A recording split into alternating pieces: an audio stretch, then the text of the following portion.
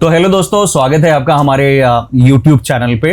और क्योंकि हम थोड़ा सा पॉडकास्ट कर रहे हैं, स्पिरिचुअल जो चीज़ें हैं जो माइथोलॉजी में है हर किसी को नहीं पता है, और वो पता होनी बहुत ज़रूरी है क्योंकि वो बेसिक चीज़ें हैं और बेसिक नॉलेज है जो आज की जनरेशन को होनी ज़रूरी है। क्योंकि हॉन्टेड पॉडकास्ट नहीं है जहाँ पर हम बोलेंगे कि हमें भूत दिखे और फिर वो चिल्लाया और हम सब भागे। नहीं, ये स्पिरिचुअल है, स्पिरिचुअल नॉलेज है।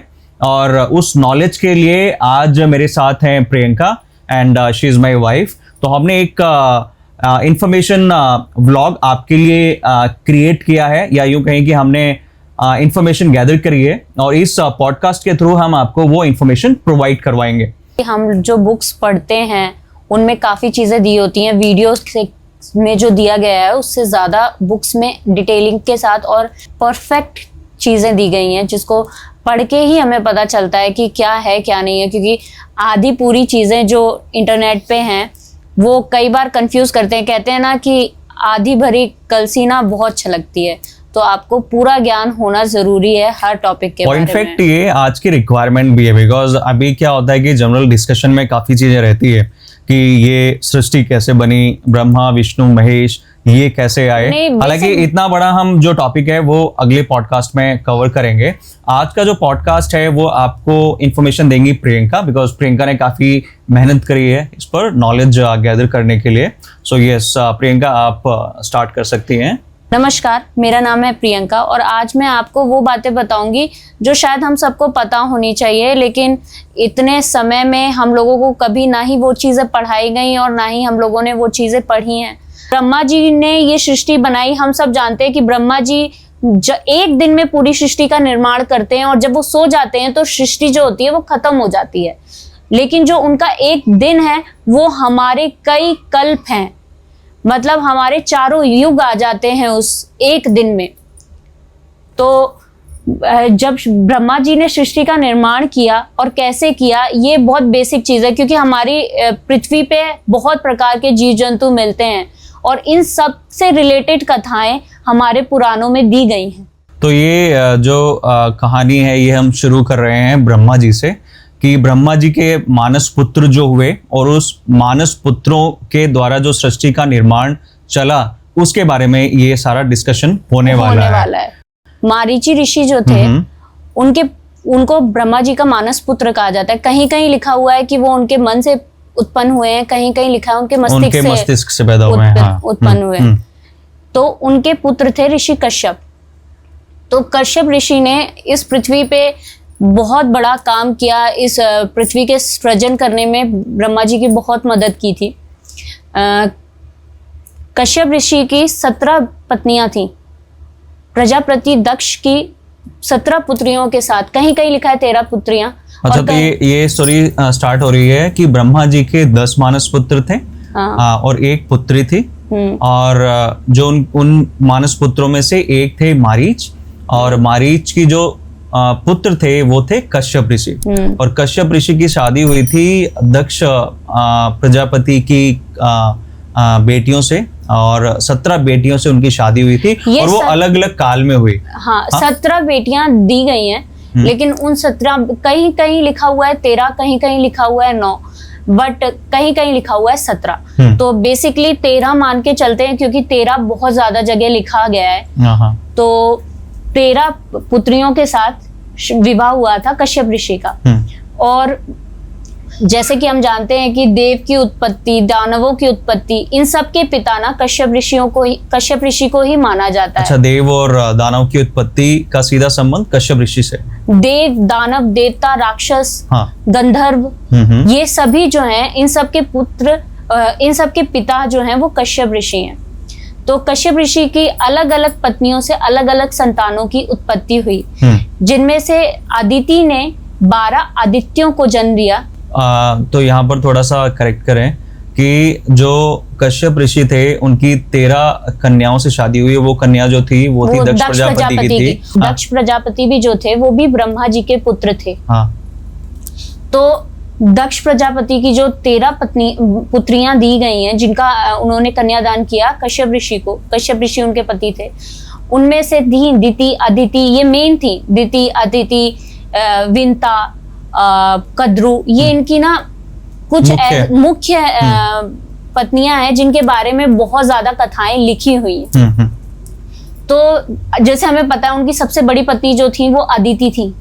अदिति से 12 आदित्य उत्पन्न हुए। ओके।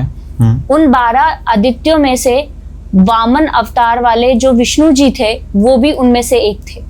अच्छा। और दिति ने दैत्यों को, या फिर कह दें दैत्यों को जन्म दिया, वो दैत्यों की माता थी दिति। इसी तरीके से कद्रू जो थी वो सर्प माता थी। जितने भी सर्प पृथ्वी पे पाए जाते हैं उन सभी की माता थी कद्रू। और उनकी कश्यप ऋषि की प्रिय पत्नियों में से एक भी थी विंता और कद्रू। और जो विंता थी उन्होंने 2 पुत्रों को जन्म दिया था, या उनसे 2 पुत्रों की उत्पत्ति हुई थी। जन्म तो नहीं कहेंगे, 2 पुत्रों की उत्पत्ति हुई थी जो थे गरुण और वरुण।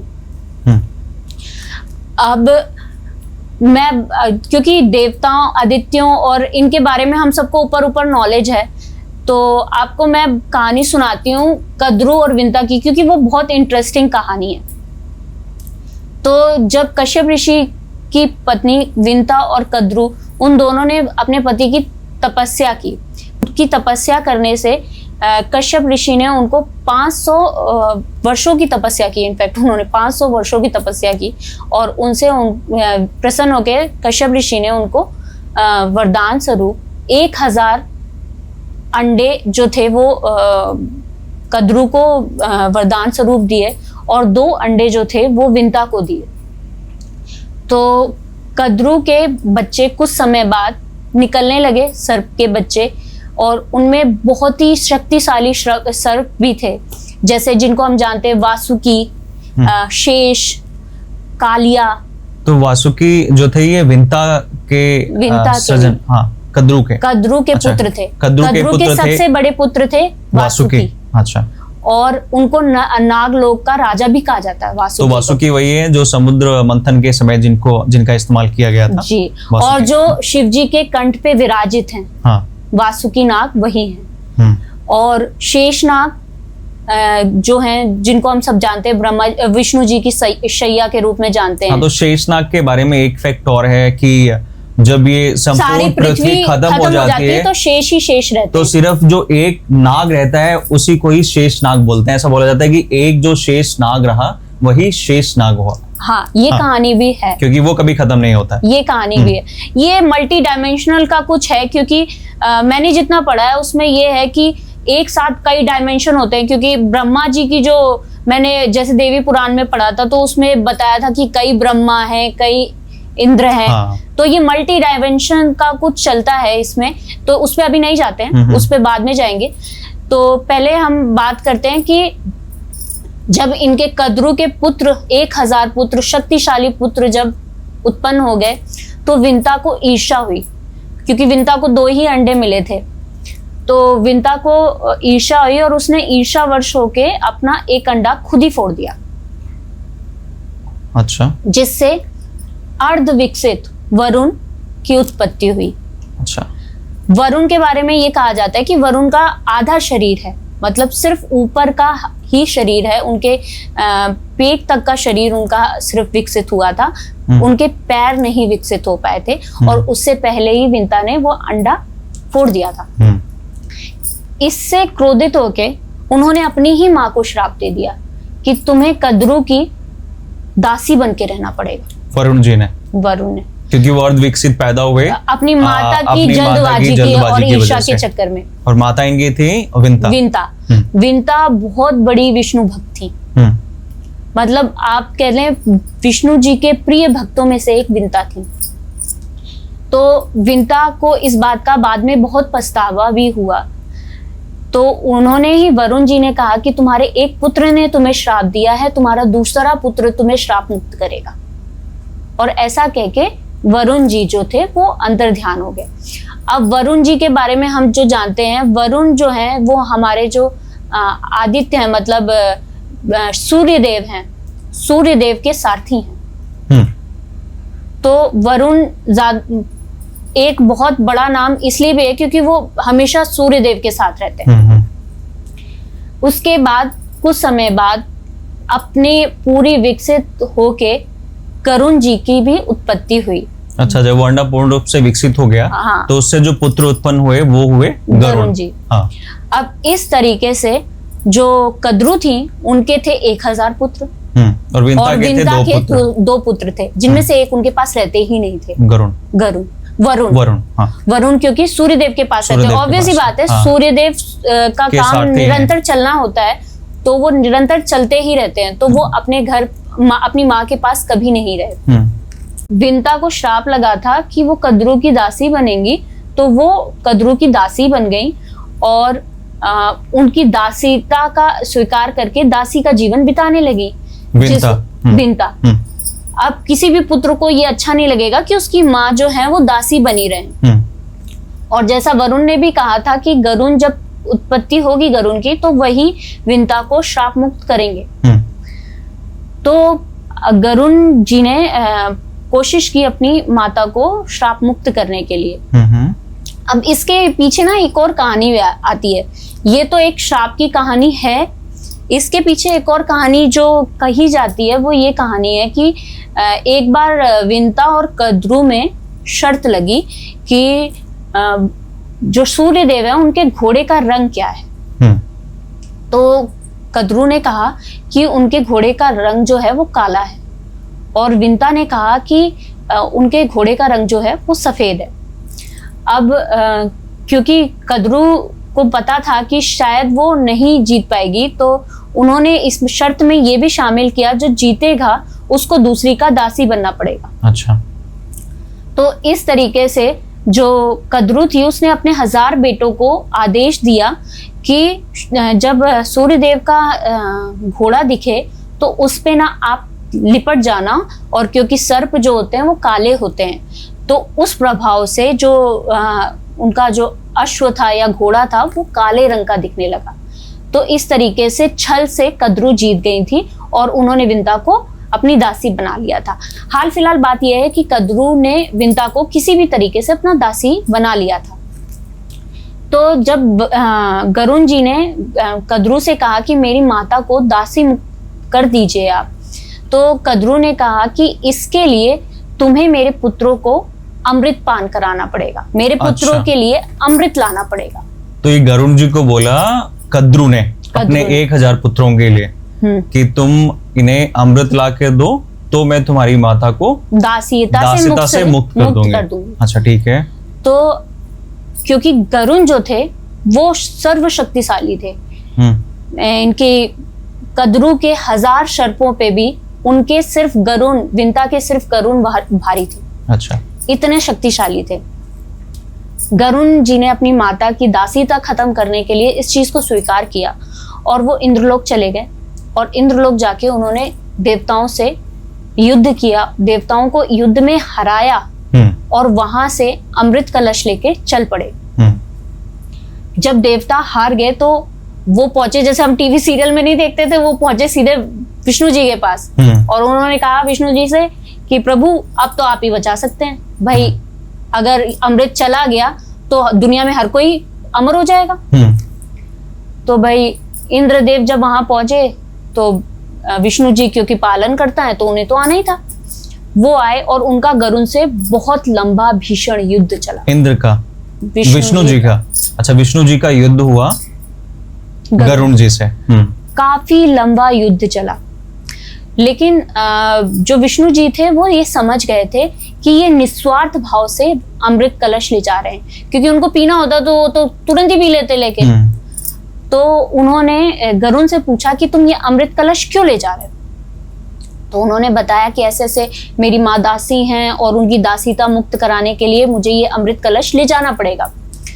तो उन्होंने कहा तुम्हें सिर्फ ले जाने के लिए कहा है, ऐसी कोई शर्त तो नहीं है कि तुम्हें खिलाना भी पड़ेगा उनको।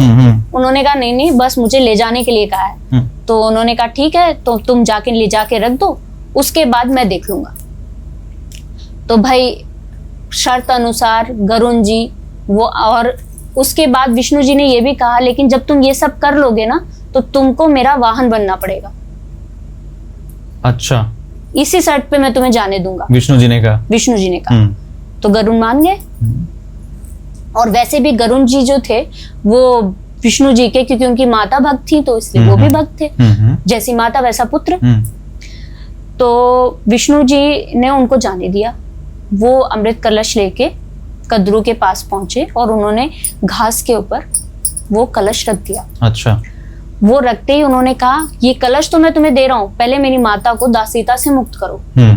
तो कद्रू ने कहा कि दासीता से मैंने मुक्त किया, विनता हो गई दासीता से मुक्त। उसके बाद गरुण जी थे वो उड़ गए और उसी समय इंद्र आए और इंद्र ने वो कलश उठाया और गायब हो गए। तो उस कलश की कुछ बूंदें जो थी वो उस घास पे गिर गई।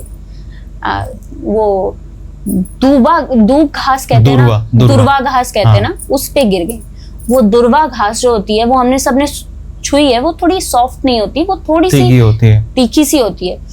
तो उस जो घास पे वो बूंदें गिरी थी, जो पड़ी थी वो सर्प मिलके वो चाटने लगे। उसके चाटने के प्रभाव से उनकी जो जीभ थी वो 2 हिस्सों में बट गई। सांप सेंस करता है आपकी हीट को, क्योंकि सांप की आंखें काम नहीं करती हैं, वो आपकी हीट को सेंस करता है अपनी जीभ को बाहर निकाल के। तो उसकी जीभ जो है वो 2 भागों में बटी हुई निकलती है जब भी बाहर निकलती है। हाँ, ये हम सबने देखा है। तो ये बहुत ही इंटरेस्टिंग फैक्ट था कि नाग की जो जीभ होती है उसके पीछे की क्या कहानी है। अब देखिए, माइथोलॉजी इतना बड़ा है, हरि अनंत हरि कथा अनंत, बहुत स्टोरीज हैं। जैसे इसका जो आपको रेफरेंस है ये भागवत पुराण में मिल जाएगा, मत्स्य पुराण में मिल जाएगा और आपको शिव पुराण में भी इसका रेफरेंस जो है वो मिल जाएगा। यहाँ तक कि हमारे उपनिषदों में भी ये उपनिषदों में भी ये है। हाँ। दिया गया है। अब ये एक बहुत ही इंटरेस्टिंग कहानी थी, क्योंकि हमें ये पता है कि मनुष्य हम कैसे बने, हमें ये नहीं पता कि सर्प कहाँ से आए, हमें ये नहीं पता गरुण कहाँ से आए। हाँ। वो एक साइंस का चक्कर है कि पहले ऐसे इवॉल्व हुआ, इससे ये इवॉल्व हुआ, इससे ये इवॉल्व हुआ। बट हमारा जो सनातन है वो ये कहता है कि इन सब की कैटेगरीज ऑलरेडी प्री डिफाइंड होके ही ये आए हैं। तो आप ये सारी जो चीजें हैं वो फैक्चुअल हैं हमारे ग्रंथों में, बट अभी हम लोगों को इस सब के बारे में नॉलेज नहीं है। हम भी पढ़ रहे हैं, पढ़ते पढ़ते पता चलता है तो हमें मालूम होता है। शेष और वासुकी जो हैं, वासुकी नाग के बारे में हम जानते हैं। वासुकी से रिलेटेड बहुत सारी कथाएं हैं जो हमारे शास्त्रों में दी गई हैं, कि हम ये जानते हैं कि वासुकी जो हैं वो सर्पों के राजा हैं, क्योंकि वो पहली संतान है कद्रू की। लेकिन हमें ये नहीं पता कि वासुकी जो हैं वो सर्पों के देवता होने के बावजूद, जो हम कहते हैं कि नागों की जो रानी है वो मनसा माता है, वो कैसे हैं। अच्छा, तो मनसा माता नागों की रानी है मनसा देवी, जो कि शिव पुत्री हैं। तो इसके बारे में भी हम डिटेल में डिस्कस करेंगे। हाँ, हमारे आने वाले पॉडकास्ट में। भी एक बहुत ही इंटरेस्टिंग कहानी है। तो ऐसी कहानियां जो है ना वो बहुत थ्रिल करती हैं, और मुझे लगता है ये सारी कहानियां हम सबको पता होनी चाहिए, क्योंकि अभी जैसे मनसा देवी का जिक्र आया, हम लोग मनसा देवी जाते हैं, दर्शन करते हैं, लेकिन उनकी बैक की हिस्ट्री हमें पता नहीं होती कि इनका इंपॉर्टेंस क्या है माइथोलॉजी में। तो अभी इस पॉडकास्ट को हम यहीं पर करते हैं एंड, और नया पॉडकास्ट हम लेके आएंगे हमारे इस व्लॉग में। हेमंत एंड प्रियंका व्लॉग्स हमारा चैनल का नेम है, तो आप प्लीज इसे सुनिए और सब्सक्राइब जरूर कीजिए, बिकॉज जहां तक ये इंफॉर्मेशन पहुंचेगी उतना ही हमारा माइथोलॉजी या हमारा जो सनातन धर्म है वो उतना ही मजबूत होगा। तो फिर मिलेंगे एक नई कहानी के साथ। Thank you.